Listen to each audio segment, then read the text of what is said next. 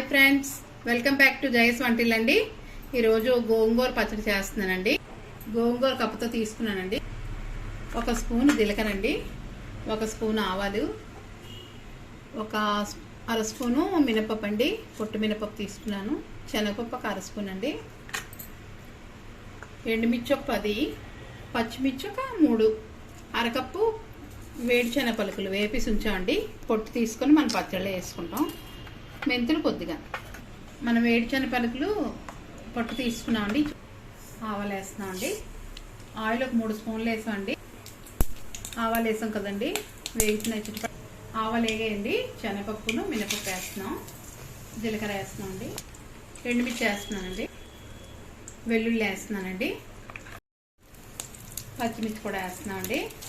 మనం పొట్టు తీసుకున్న పలుకులు వేడి శనగ పలుకులు వేస్తున్నానండి.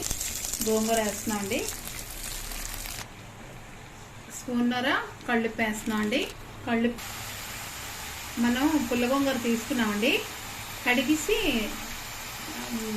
బాగా ఆరబెట్టక్కర్లేదండి పచ్చడికి.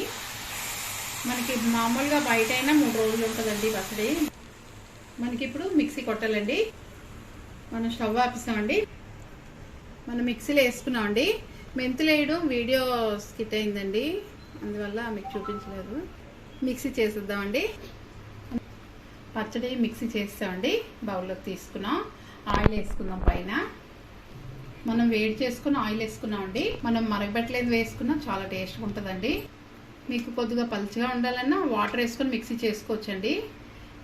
నాకు వద్దు కాబట్టి గట్టిగా ఉండాలి కాబట్టి ఇది ఇలా అయితే నిలవ ఉంటుందండి.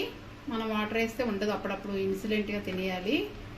వీడియో కనుక నచ్చితే కామెంట్స్ పెట్టండి, ఎలా ఉందో లైక్ చేయండి, షేర్ చేయండి, సబ్స్క్రైబ్ చేయండి.